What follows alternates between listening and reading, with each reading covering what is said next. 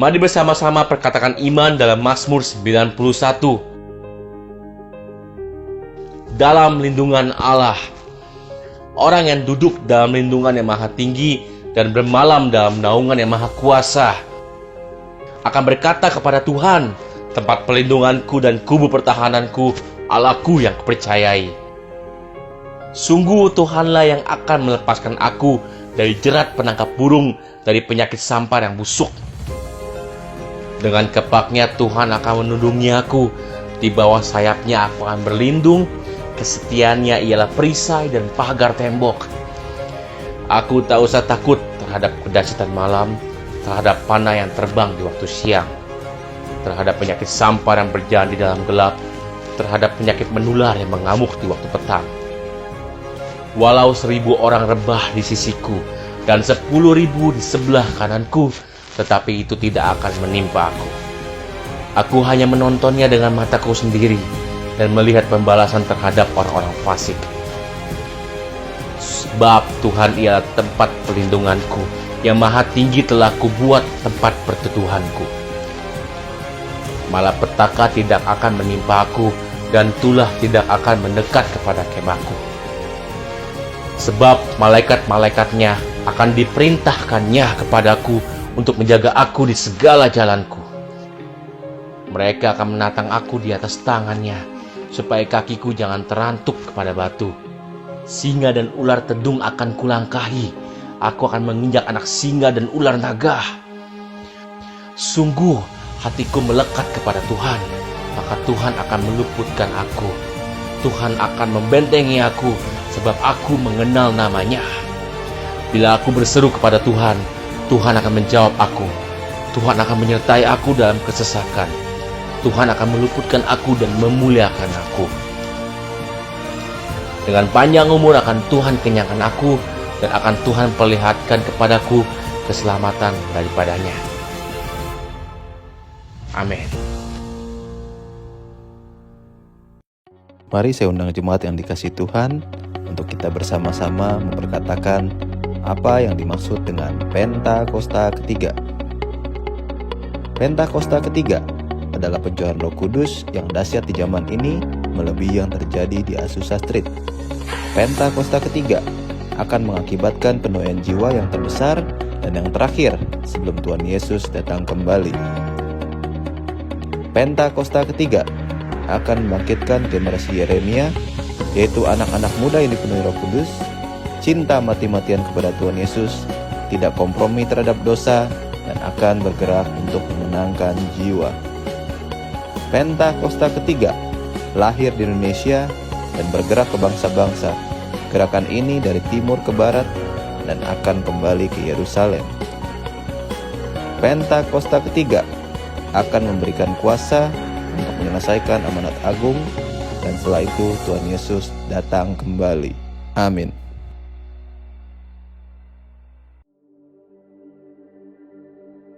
Shalom everyone. Salah satu ajaran Hyper Grace adalah bahwa Tuhan Yesus telah mengampuni dosa yang kita lakukan di masa lalu, masa kini, bahkan di masa depan. Bahkan dikatakan bahwa pengampunan Tuhan adalah sebuah jaminan yang kita dapat saat kita mengakui seluruh dosa-dosa sekali untuk selamanya. Menurut ajaran Hyper Grace, pengakuan dosa tidak lagi diperlukan. Apa yang sebenarnya firman Tuhan katakan tentang pengampunan dosa masa depan? Pada edisi Voice of Pentecost kali ini, kita akan menjawab pertanyaan tersebut. Saat kita menerima Tuhan Yesus sebagai Tuhan dan Juru Selamat, maka kita mengalami kelahiran baru dan pembenaran di dalam Kristus. Kelahiran baru menjadikan orang percaya anak Allah dan ciptaan yang baru. Keselamatan yang diperoleh pada tahap ini adalah anugerah Allah. Bukan karena usaha manusia, tapi semata hanya karena iman kita kepada Kristus. Peristiwa ini adalah suatu peristiwa yang terjadi sekali seumur hidup, dan seketika itu juga menghasilkan pendamaian, sehingga Allah tidak lagi memperhitungkan dosa-dosa kita sejak kita lahir hingga saat kita mengalami pembenaran. Dan kita memasuki babak baru dalam perjalanan rohani kita sebagai orang percaya yang kita kenal dengan istilah pengudusan atau sanctification. Pengudusan adalah suatu proses bagi orang percaya untuk menjadi serupa dengan Kristus, yaitu dengan menghasilkan buah roh. Dan seluruhnya adalah bagian keselamatan.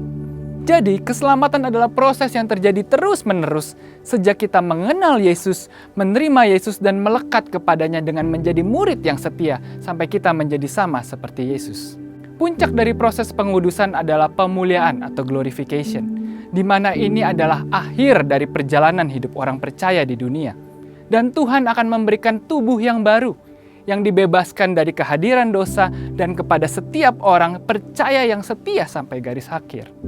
Mungkin sebagian dari kita pernah mendengar pernyataan, lahir baru itu sekali, tetapi pertobatan itu harus setiap hari. Mengapa kalau kita diselamatkan oleh kasih karunia melalui iman kepada Kristus, kita tetap harus menjadikan pertobatan sebagai gaya hidup? Tentu alasannya karena orang percaya masih dapat jatuh ke dalam dosa. Kita dapat melihat kisah-kisah di Alkitab bagaimana orang percaya pun masih bisa jatuh ke dalam dosa. Dan ia tetap perlu mengakui dosanya sehingga pengampunan dari Tuhan turun. Di dalam 1 Korintus 11 ayat 28-31, Rasul Paulus meminta jemaat Korintus untuk memeriksa atau menguji diri sebelum menerima perjamuan kudus. Karena ada konsekuensi dari dosa. Dalam hal ini disebutkan menjadi lemah, sakit, bahkan meninggal. Bagi mereka yang belum memeriksakan dirinya dan memohon ampun dari Tuhan atas dosa-dosanya. Kalau mereka sudah diampuni atas dosa masa depannya, dosa yang dilakukan setelah mengalami kelahiran baru, mengapa masih ada konsekuensi dari dosa? Di dalam Ibrani 10 ayat 26-27, penulis surat Ibrani mengatakan bahwa akan ada penghakiman yang mengerikan dan kobaran api yang dahsyat bagi orang yang sengaja berbuat dosa sesudah ia memperoleh pengetahuan tentang kebenaran. Kepada jemaat di Efesus, Pergamus, Tiatira, Sardis, dan Laodikia di kitab Wahyu, Tuhan meminta mereka untuk bertobat dari dosa-dosa mereka, agar mereka tidak mengalami penghukuman dan murka Tuhan. Dari contoh-contoh tadi, maka kita dapat melihat bahwa secara tersirat maupun tersurat, orang percaya tetap perlu mengakui dosa sebagai tanda penyesalan jika jatuh dalam dosa, serta bertobat dan tidak melakukan dosa itu lagi. Selain itu, tidak ada satu ayat pun di dalam Alkitab yang mengatakan bahwa dosa masa depan atau dosa yang belum dilakukan sudah diampuni oleh Tuhan. Sehingga orang percaya tidak perlu lagi bertobat dan mengakui dosanya sepanjang kehidupan rohani mereka. Pengampunan dan kasih karunia selalu tersedia bagi anak-anaknya yang sungguh-sungguh mau bertobat. Pengakuan dosa kita kepada Tuhan bukanlah usaha untuk mempermurah kasih karunia Tuhan. Akuilah dosa di hadapan Tuhan, bertobatlah sungguh-sungguh, dan kelegaan dari Tuhan akan turun kepada kita.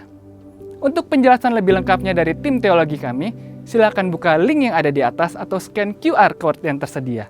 Tuhan Yesus memberkati. Jesus for everyone. Shalom. Ada sukacita saudaraku. Amin. Ya. Puji Tuhan. Bapak Ibu saudaraku terkasih. Visi Tuhan. Visi itu selalu diperkatakan, selalu diperdengarkan, selalu didengungkan. Bahkan visi itu di dalam sejarah pernah dibuat sebuah statu sebagai patung. Saudara pernah dengar atau pernah tahu di New York itu ada patung besar, tinggi yang namanya apa? Patung Liberty. Liberty itu visi. Yaitu kemerdekaan, artinya kemerdekaan, patung Liberty. Saudaraku, patung Liberty ini dibuat oleh Perancis. Diberikan kepada Amerika. Karena kemerdekaan Amerika itu disokong oleh Perancis yang ketika itu Amerika masih dalam jajahan Inggris. Inggris dan Perancis itu musuh bebuyutan. Jadi ketika kemerdekaan diberikan sebuah patung, Liberty. Kemerdekaan. Karena apa? Pada masa abad 18 kira-kira, itu terjadi perbudakan besar-besaran. Inggris itu punya penjajahan, negara jajahan di banyak negara, terutama di Afrika. Mereka mengangkut orang-orang hitam untuk menjadi budak yang dijual untuk pekerja di Amerika, yang Amerika Utara, untuk menanam, terutama ketika itu kapas, nanam kapas. Nah, Prancis mengangkat hak tentang hak asasi manusia dan membuat patung. Harus ada perubahan, ada pembebasan, kesetaraan antar setiap manusia, yaitu patung Liberty. Dan itu menjadi inspirasi sedunia yang dimulai dari Revolusi Prancis, kemudian di Amerika, dari Amerika ke seluruh dunia. Tidak ada dibedakan, tidak ada perbudakan. Termasuk di Indonesia, bahkan di muka undang-undang disebutkan di sana, kemerdekaan adalah hak segala bangsa. Oleh sebab itu, penjajahan di muka bumi harus dihilangkan. Nah, kemerdekaan itu visi. Saudaraku, kita juga punya visi dari gembala pembina kita, silakan tayangan, yaitu amanat agung. Tahun inilah visinya adalah amanat agung. Visi itu harus diperdengarkan, visi yang disampaikan oleh gembala pembina yang diambil dari Matius 28, 18 sampai dengan 20. Demikian firman Tuhan. Akan saya bacakan dulu. Matius 28, sekalipun ini saudara pasti sangat sering didengarkan. Kita tetap perdengarkan firman Tuhan, sebab ini firman Tuhan Yesus sendiri. Yesus mendekati mereka dan berkata, "Kepadaku telah diberikan segala kuasa di surga dan di bumi. Karena itu pergilah, jadikanlah semua bangsa muridku, dan baptislah mereka dalam nama Bapa dan Anak dan Roh Kudus, dan ajarlah mereka melakukan segala sesuatu yang telah kuperintahkan kepadamu. Dan ketahuilah, aku menyertai kamu senantiasa sampai kepada akhir zaman." Saudaraku, firman Tuhan harus kita perkatakan. Saya mengajak saudara untuk membaca yang ayat 18, itu mereka itu diganti dengan saya. Dan kita baca sama-sama. Jadi mereka diganti dengan saya, saudara dan saya. Yesus mendekati kita semua. Saat ini Yesus juga mendekati saudara dan saya. 3, 2, 1. Yesus mendekati saya dan berkata, "Kepadaku telah diberikan segala kuasa di surga dan di bumi." Tuhan Yesus tahu pada kita, surga dan bumi itu di bawah kuasa Tuhan Yesus. Dan Tuhan Yesus mendekati saudara dan saya, memberitahu bahwa Yesus adalah Raja di atas segala raja, di surga dan di bumi. Apa perintah Tuhan Yesus? "Pergilah, jadikan semua bangsa muridku, baptislah mereka dalam nama Bapa dan Anak dan Roh Kudus, ajar mereka melakukan segala sesuatu yang telah kuperintahkan padamu." Saudara tidak diminta untuk menjadi pendeta untuk membaptis, tidak. Tapi kehidupan saudara itu melambangkan, menggambarkan kehidupan kebenaran di dalam firman-Nya Tuhan, Yesus sendiri. Dan yang ayat 20 katakan begini, ini kita akan baca sama-sama. "Aku diganti Yesus menyertai saya." Kamu diganti dengan saya. Aku diganti Yesus dan kamu diganti saya. Ayo kita akan katakan sama-sama. 3, 2, 1. "Dan ketahuilah, Yesus menyertai saya senantiasa sampai kepada akhir zaman." Saudara, janji Tuhan Yesus sendiri yang akan menyertai saudara dan saya. Disertai Tuhan Yesus. Kalau Tuhan Yesus merintah itu enggak cuma pergi sana. Enggak, Tuhan Yesus membekali segala sesuatu yang diperlukan. Amin. Siapa saat ini yang di antara saudara yang merasa mendapat perintah dari Tuhan Yesus? Saudara dan saya diperintahkan Tuhan Yesus dan dibekali segala sesuatu yang diperlukan. Dan dalam visi itu juga yang kedua adalah Matius 24:14. Nextnya. "Dan Injil Kerajaan ini akan diberitahukan di seluruh dunia menjadi kesaksian bagi semua bangsa. Sesudah itu baru tiba kesudahannya." Saudaraku, gembala pembina, visi yang diberikan melalui gembala pembina bahwa target menyelesaikan amanat agung adalah tahun 2033. Sekarang sudah 26, saudara. Berarti berapa? 7 tahun lagi. Dan hari ini tema yang akan saya sampaikan, firman Tuhan sesuai dengan yang diperintahkan Pak Gembala, yaitu temanya hidup bergembira dan tulus hati. Hidup bergembira dan tulus hati itu perintah Tuhan. Untuk apa? Untuk menyelesaikan amanat agung. Kita akan belajar hari firman ini dari kitab Kisah Para Rasul 2 ayat 46. Kita akan baca sama-sama ya. 3, 2, 1. Dengan bertekun dan dengan sehati mereka berkumpul tiap-tiap hari dalam bait Allah. Mereka memecahkan roti di rumah masing-masing secara bergilir dan makan bersama-sama dengan gembira dan dengan tulus hati. Nah saudara, ini perintah Tuhan Yesus. Tuhan Yesus mengatakan untuk kita untuk bertekun dan sehati. Apa yang dilakukan oleh murid-muridnya? Dan itu terjadi luar biasa. Yang dilakukan murid-murid Tuhan Yesus, satu, bertekun dan sehati. Apa sih bertekun sehati? Saudara, kita juga di gereja kita sudah melakukan. Kita bertekun sehati. Ada komunitas yang sejati. Yang kita ada di dalamnya. Kan di dalam komunitas kita saling menguatkan. Nextnya. Yang kedua, ya, berkumpul setiap hari dalam bait Allah. Itu yang murid-murid Tuhan Yesus lakukan. Yang tiga, sukacita dan tulus hati. Yang keempat, kehidupan yang menjadi saksi bagi Kristus. Yang kelima, itu semua untuk memuliakan Bapa, memuliakan Allah Bapa. Yang pertama kita akan bahas tentang bertekun dan sehati. Apa maksudnya bertekun dan sehati? Jemaat mula-mula tidak berkumpul hanya setiap hari Minggu saja. Seperti kita, bukan hari Minggu, jangan hari Minggu saja saudaraku. Mereka membangun persekutuan setiap hari yang konsisten. Katakan konsisten. Yang konsisten tidak berubah. Yang kuat. Yang tidak mudah goyah. Yang konsisten dan sehati. Saudaraku, di dalam komunitas kita, dalam kur, dalam tim care, kita saling menguatkan. Kita saling menopang. Itu yang menjadi kekuatan. Pentingnya memiliki komunitas yang saling mendukung.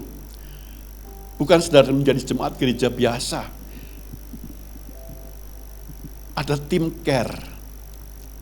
Habis ibadah kita ngumpul. Siapa yang gak datang ya hari ini? Hari ini yang kelihatan di kelompok saya ada Pak Budi.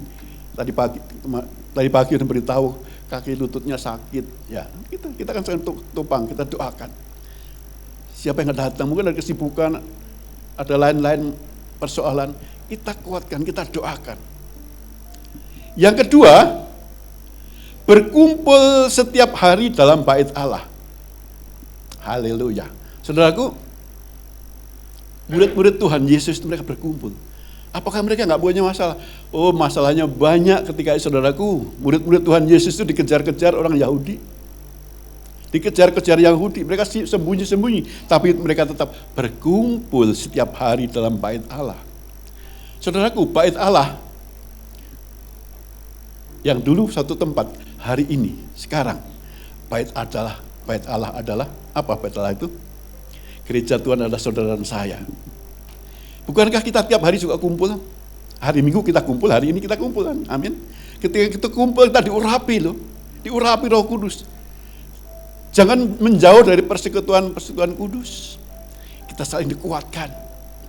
Kalau diibaratkan kita itu seperti arang. Masing-masing itu arang. Kalau sendiri nggak kuat saudara. Ketika arang itu bersatu, sudah mulai lemah. Saling menguatkan. Satu yang kuat, menguatkan. Mereka akan menyala semua. Menjadi kekuatan, energi yang luar biasa, yang dahsyat. Tiap minggu kita ibadah raya, kita kumpul. Saudara, hari Senin jangan lupa. Ini 2 minggu libur ya. 2 minggu saat ini libur. Hari Senin, tiap hari Senin jam 6, sebelum mulai aktivitas. Ayo, kita kumpul dalam bait Allah. Dalam persekutuan kudus. Kita angkat puji-pujian, kita doa dan didoakan. Kita memulai aktivitas kita hari Senin. Jangan tinggalkan itu. Saudara akan diberkati. Terus fire. energi, spirit Tuhan akan terus menyala di dalam hidup saudara dan saya. Hari Selasa kita ada PPW. Gabung saudaraku. Ada api yang terus menyala di dalam saudara dan saya.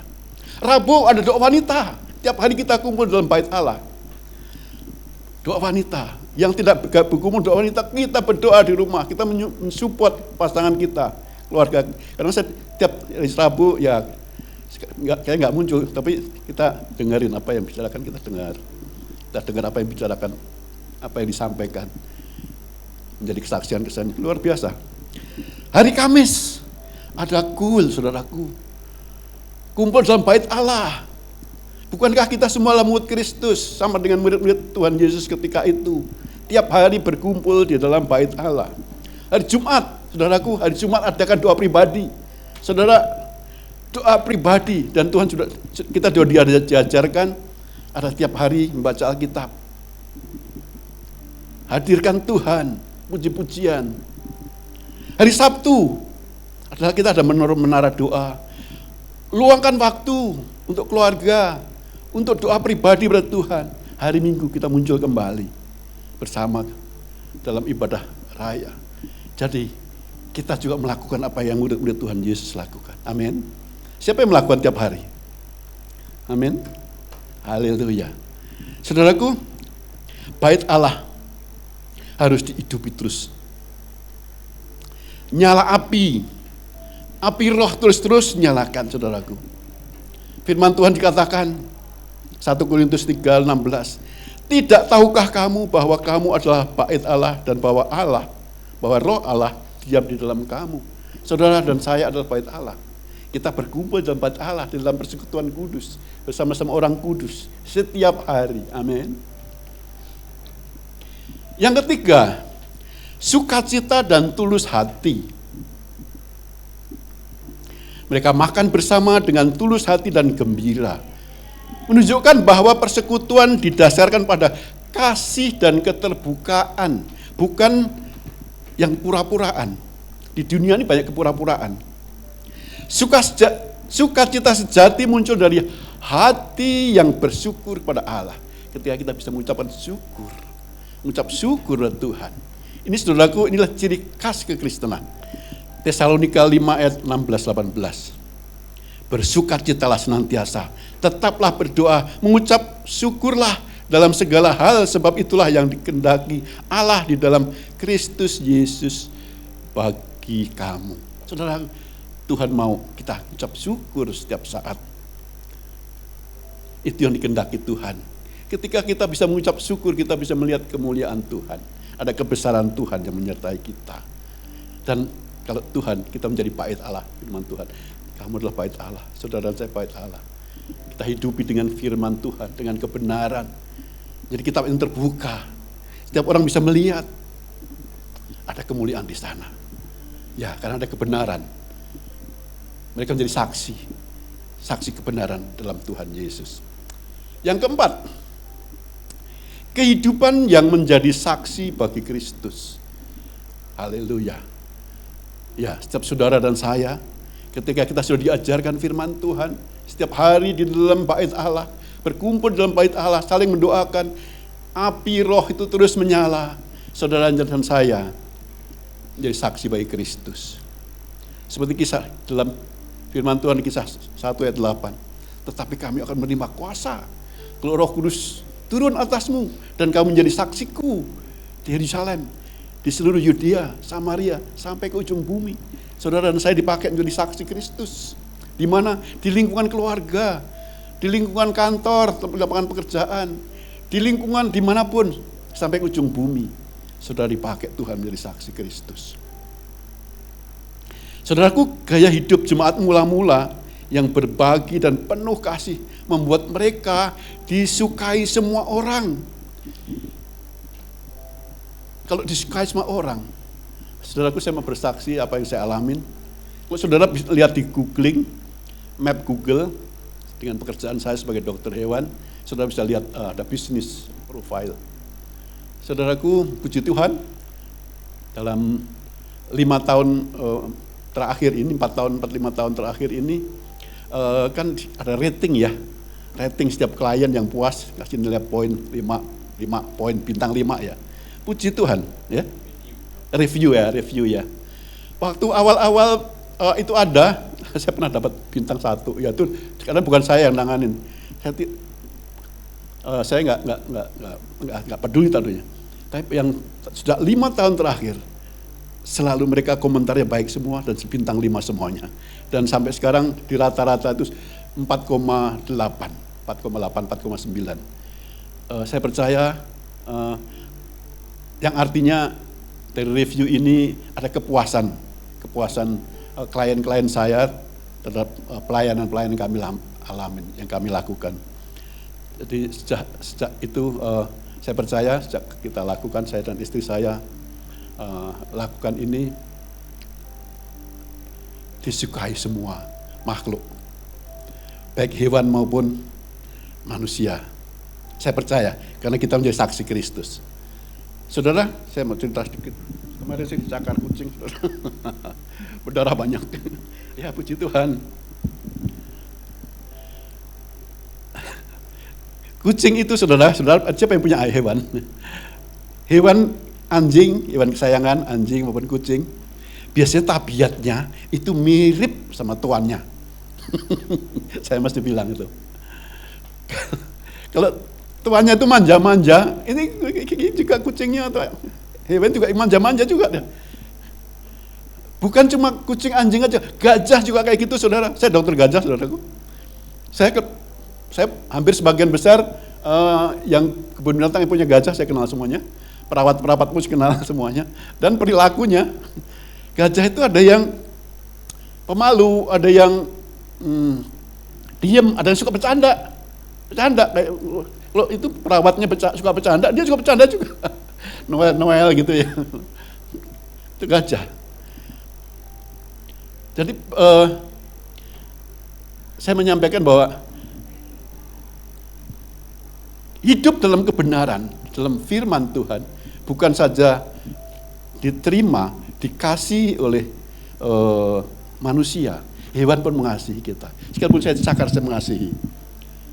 Dan puji Tuhan, pas bulan puasa, asisten saya nggak ada, saya harus nangani sendiri, kucingnya galaknya bukan main, dan saya dicakar, lumayan berdarah, tapi puji Tuhan, kucing yang tadinya sakit-sakit, saya disiplin, dan jangan sakit, enggak. Mereka sembuh, mereka lebih baik. Karena nggak bisa urinasi, karena ada sumbatan, gangguan orang penyakit batu ginjal seperti itu. Dan puji Tuhan, 4 hari saya rawat, dan setiap kali melakukan, sekalipun saya mendisiplin, kami selalu doakan. Setiap kali melakukan tindakan-tindakan, saya selalu berdoa, Tuhan tolong saya Tuhan, Tuhan sempurnakan saya Tuhan. Dan selama ini, persoalan-persoalan apapun, tindakan-tindakan yang berat, yang operasi seperti operasi tumor, operasi sesar dan sebagainya, kadang-kadang tidak mudah. Tuhan tolong Tuhan, Tuhan tolong Tuhan. Saya selalu mengandalkan Tuhan di dalam kerjaan saya. Dan puji Tuhan, sampai sekarang saya rasanya pasien yang saya tanganin, menurut saya nggak pernah gagal. Karena ada campur tangan Tuhan. Haleluya. Ini gaya hidup. Contoh gaya hidup murid-murid Tuhan Yesus. Bahwa setiap kita dipakai menjadi saksi Tuhan. Firman Tuhan tadi katakan bahwa kamu akan menjadi saksiku di Yerusalem, seluruh Yudea, Samaria, sampai ujung bumi. Jadi saksi. Amin. Yang kelima, kita memuliakan Allah Bapa. Fokus dari semua aktivitas, baik beribadat di bait Allah maupun makan bersama di rumah, adalah untuk memuji dan memuliakan nama Tuhan. Ketika kita ada di dalam bait Allah dan urapan Tuhan setiap hari ada menyertai kita, saudaraku, saudara dan saya itu sudah menjadi dalam firman Tuhan Matius 5:13-16 menjadi garam dan terang. Apa sih garam dan terang? Pasti kita sudah banyak sering mendengar. Itulah identitas kita. Biar saya bacakan untuk firman Tuhan ini. Matius 5, 13, 16. Kamu adalah garam dunia. Jika garam itu menjadi tawar, dengan apakah ia diasinkan? Tidak ada lagi gunanya selain dibuang dan diinjak orang. Kamu adalah terang dunia. Kota yang terletak di atas gunung tidak mungkin tersembunyi. Lagi pula orang tidak menyalakan pelita lalu menyeletakkan di bawah gantang, melainkan di atas kaki dian sehingga menerangi semua orang di dalam rumah itu. Demikianlah hendaknya terangmu bercahaya di depan orang, supaya mereka melihat perbuatanmu yang baik dan memuliakan Bapamu di surga. Saudaraku, ini kata Tuhan Yesus sendiri, kamu adalah garam, kamu adalah terang dunia. Saudaraku, garam itu rasanya apa? Ada pernah saudara sehari tanpa garam? Rasanya enggak deh, kecuali saudara puasa seharian. Setiap hari apa yang saudara makan pasti ada garamnya. Garam itu kerjanya nggak kelihatan. Garam itu selalu memberikan rasa. Garam itu selalu berarti. Garam itu selalu berguna. Tanpa garam menjadi hambar. Kalau garam sudah menjadi tawar, diapain lagi diasinkan? Selain dibuang dan diinjak-injak. Saudara dan saya adalah garam. Jangan pernah jadi tawar, saudara. Garam itu nggak pernah tawar. Saudara yang hidup di dalam Tuhan, yang setiap hari di dalam bait Allah, saudara adalah garam dunia. Saudara dipakai Tuhan luar biasa dimanapun saudara ada. Karena apa? Roh Allah sendiri yang ada. Roh Kudus sendiri yang menyertai saudara dan saya. Saudara ada terang. Saudara, kalau terang itu kelihatan. Terang itu kelihatan. Semua kelihatan. Kalau tanpa terang, nggak ada gunanya. Dan saudara dan saya adalah terang itu. Terang itu di tempat yang terang siang hari nggak kelihatan. Tapi saudara ketika malam hari, satu nyala sedikit punya arti bagi kehidupan. Itulah saudara dan saya. Ketika kita ada di dalam bait Allah setiap hari, saudara dipakai untuk Tuhan yang memberikan pencerahan bagi dunia. Saudara, saya mau bersaksi. 4 tahun yang lalu saya punya ada asisten. Ketika ada asisten dokter hewan saya meninggal, suaminya meninggal, dia pulang kampung. Di klinik cuma saya sama istri saya sendiri. Kemudian ada dibantu, yang bantu, sungguh melelahkan. Dibantu, ada yang bantu cleaning service. Ibu-ibu.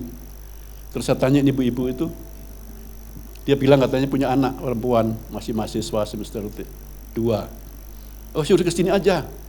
Dia kuliah apa? Ya, kuliah bagus, nggak apa-apa. Di sini kan tempat saya ada wifi, boleh kuliah di sini. Kalau nganggur bantu saya, puji Tuhan, anak itu baik sekali, datang tempat saya, bantu saya. 4 tahun ikut saya, saudaraku. Dia pintar, saya ajarin apa, jadi semua saya sangat terbantu. Dan dia juga dapat salary yang bisa membantu kuliahnya. Alhasil kuliah selesai. Dia hampir kumlot, dia pintar anaknya. Dan karena dia jurusan ekonomi, dia cari pekerjaan, dan puji Tuhan dapat pekerjaan sesuai dengan bidangnya. Sangat senang, keluarganya sangat senang, sangat diberkati, puji Tuhan. Saya juga bangga, senang sekali, tapi saya kan kehilangan asisten saya yang saya andalkan. Tidak lama kemudian ada seorang anak muda bawa kucing kepada saya. Bawa kucing untuk berobat, klien saya. Masih muda, umurnya 20 tahun. Anaknya pintar, cerdas, dan aktif, sangat aktif.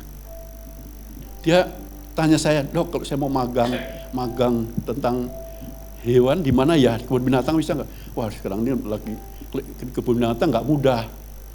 Terus dia nanya, "Dok, kalau saya magang di sini boleh nggak?" "Oh, mau kamu magang sini?" Boleh, senang sekali, Dok.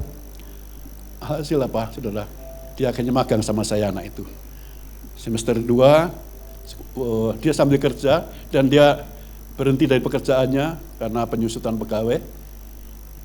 Dia sebenarnya waktu lulus SMA 2 tahun yang lalu, dia diterima universitas negeri, tapi oleh karena keterbatasan orang tuanya, nggak ada dana, dia akhirnya memutuskan dia tidak kuliah, dan dia bekerja. Dan sambil bekerja dia masuk kuliah universitas terbuka. Dan saat ini sudah baru bulan ini gabung sama saya, saudaraku, saya beritakan firman Tuhan pada dia. Saya beritakan, ketika saya ceritakan tentang firman Tuhan, saya kaget juga, dia bisa menangis. Terus saya kasih lagu-lagu, pujian, dia bisa menangis. Terus saya beritakan tentang hukum-hukum yang kita harus patuhi. Hukum apa? Di Perjanjian Lama itu hukum 10 perintah Tuhan. 10 perintah mutlak, nggak bisa, itu harus diikuti. Saya ceritakan 10 perintah Allah. Saya ringkaskan, saya tuliskan di sini. 10 perintah Allah. Harus menyembah Tuhan saja, tidak boleh menyembah Tuhan selain Allah. Yang Allah ini adalah Abraham, Ishak dan Yakub. Tidak boleh, jangan menyembah berhala. Jangan menyebut nama Tuhan dengan tidak hormat. Kuduskanlah hari Sabat. Hormatilah orang tuamu. Jangan membunuh, jangan berzina, jangan mencuri, jangan bersaksi dusta, jangan berbohong, jangan mengingini milik orang lain, milik sesamamu. Kemudian saya kenalkan juga hukum kasih. Dan itu semua dirangkum di dalam Yesus, di dalam Isa Al-Masih, saya katakan, yaitu hukum kasih. Kasihlah Tuhan Allahmu dengan segenap hatimu, dengan segenap jiwamu, dan dengan segenap akal budimu. Itulah hukum pertama yang terutama. Hukum yang kedua adalah kasih sesamamu dengan sama manusia seperti engkau mengasihi dirimu sendiri. Saudaraku, dia bisa menitiskan air mata. Saya doakan, saya tetap doakan dia. Dan saya juga ceritakan tentang bagaimana orang Kristen, orang percaya Yesus tidak boleh berpoligami. Dia tambah nangis karena orang tuanya poligami. Saya doakan, kamu tidak boleh membenci. Kamu tidak membenci orang tuamu. Karena dia sangat benci pada orang tuanya. Kamu tidak boleh, kamu harus melepaskan pengampunan. Sampai saudaraku, Pak, boleh nggak saya tulis? Tulis. Dia menuliskan. Apa yang saya sampaikan dituliskan di kertas, di buku dia. Dan saya percaya dia sangat diberkati. Habis itu datang lagi ketika kamu harus mengampuni orang tuamu, mengampuni ayahmu. Iya Pak, benar Pak, saya harus mengampuni ayah saya, apapun dia ayah saya. Nah, pertama kali saya bilang kamu harus mengampuni, berat rasanya. Saat ini dia sudah bisa mengampuni. Saudaraku, kita akan pertemukan orang-orang seperti ini, yang haus akan kasih Tuhan, kasih yang sempurna dari Allah. Saudara, saya dipakai menjadi saksi Kristus, dimanapun saudara berada. Firman Tuhan hari ini, temanya bergembira dan tulus hati. Ketika kita memiliki itu, ada di dalam itu, saudaraku, ada kejutan-kejutan saudaraku. Yang pasti, setiap kita hidup dalam firman, di dalam roh, kita ada buah roh. Pasti ada kebaikan, ada kemurahan, ada kasih, sukacita, damai sejahtera, kesabaran, kesetiaan, kelemah lembutan, penguasaan diri. Ada surprise saudaraku. Saudaraku, kita mengucap syukur, ada surprise. Saya mengalami saudara, surprise. Apapun yang saya alami, kesulitan apapun saya hadapi, pasti ada surprise. Nanti Tuhan akan kasih kejutan. Juga Tuhan kan ajarkan, ucaplah syukur dalam segala hal. Enak gak enak, ucap syukur aja. Nanti Tuhan kasih surprise. Hidup ini penuh makna. Ya, kita penuh surprise. Hidup ini berarti. Saudara dan saya hidup berarti, saudaraku. Lingkungan kita membutuhkan saudara dan saya. Disadari nggak disadari, saudara, banyak membutuhkan saudara dan saya. Di mana saudara berada. Jadi garam dan terang. Ini memberikan pencerahan yang tidak saudara kenal mungkin. Memberikan pencerahan. Hidup berdampak bagi keluarga, dalam lingkungan. Saudaraku, kemarin 4 hari yang lalu, saudara sepupu saya meninggal. Saudara sepupu saya punya anak 4. Satu di Norwegia, satu di Amerika. Dulu pernah saya ajak untuk gabung dalam KUL online. Satu di Amerika, di Oslo sana, Norwegia, satu di Amerika. Waktunya beda-beda. Puji Tuhan, kita itu jalan 1,5 bulan. Tapi lama-lama, waktunya beda banget gitu akhirnya. Tapi kami sempat jalan 1,5 bulan dari Jakarta puji Tuhan, ketika meninggal, ya saudara jauh-jauh, dan ada beberapa saudaranya yang tidak harmonis. Kami waktu sakit saya datangi sama istri saya, kami doakan. Tiba-tiba saya tidak mendahului Tuhan, tapi kamu persiapkanlah baju-baju dalam koper. Baju-baju ibumu dalam koper. Pada anaknya saya bilang, siapkan. Kaget. Enggak, siapkan foto. Foto-foto yang paling bagus, yang cantik. Karena saya mengalami ketika tiba-tiba meninggal saudara, orang tua saya, panik dan sebagainya. Foto mana? Foto nggak ketemu dan sebagainya. Ya sudah dipersiapkan semua disiapkan. Dan 2 hari kemudian dipanggil Tuhan. Dan semua mereka sudah siap. Dan ketika saat udah hiruk pikuk melayan, kami sama istri saya tungguin sampai selesai, sampai semuanya di makaman selesai, kami tungguin. Salah satu ponakan saya tuh, anaknya, entah ketakutan, minta saya mengurapi dia. Tumpang om. Saya doakan, kami tumpang tangan kepalanya. Tiba-tiba minta, tumpang. Kami tumpangin tangan. Kami doakan. Dia sangat kehilangan dan dia menangis. Saudaraku, dimanapun saudara dan saya, saudara garam dan terang dari saksi Kristus. Orang yang hidup orang yang berkumpul dalam bait Allah setiap hari, disukai semua orang, diterima semua orang dan semua makhluk. Nah, firman Tuhan hari ini, mari kita renungkan firman ini. Salam, jemaat yang dikasihi Tuhan Yesus Kristus. Berikut adalah rangkaian kegiatan yang akan berlangsung di GBI Home Palem Galaksi dalam minggu ini. Mari kita bersama-sama bertumbuh di dalam kasih, pengenalan akan Tuhan, dan kebersamaan sebagai keluarga rohani. Mari kita awali setiap minggu dengan kekuatan dari Tuhan melalui doa pagi. Setiap hari Senin pukul 6 pagi kita akan berkumpul secara online melalui Zoom untuk menaikkan ucapan syukur dan permohonan kepada Tuhan. Bangun lebih pagi, siapkan hati dan mari mulai hari dengan doa yang menguatkan iman kita. Jangan lewatkan PPW Night saat dimana kita bersama-sama memuji, menyembah, dan merenungkan firman Tuhan. Ibadah ini diadakan setiap hari Selasa pukul 8 malam, onsite di gereja GBI Home Palem Galaksi, dan juga online via Zoom. Mari hadir dan rasakan hadirat Tuhan yang memulihkan, serta menguatkan setiap hati yang datang kepadanya. Bagi para wanita yang rindu menjadi pendoa dan penopang keluarga, mari bergabung dalam ibadah doa wanita, yang diadakan setiap hari Rabu pukul 19.30 melalui Zoom. Saat di mana para wanita Tuhan bersatu hati berdoa, memohon pimpinan dan kasih karunia-Nya untuk keluarga, gereja, dan bangsa kita.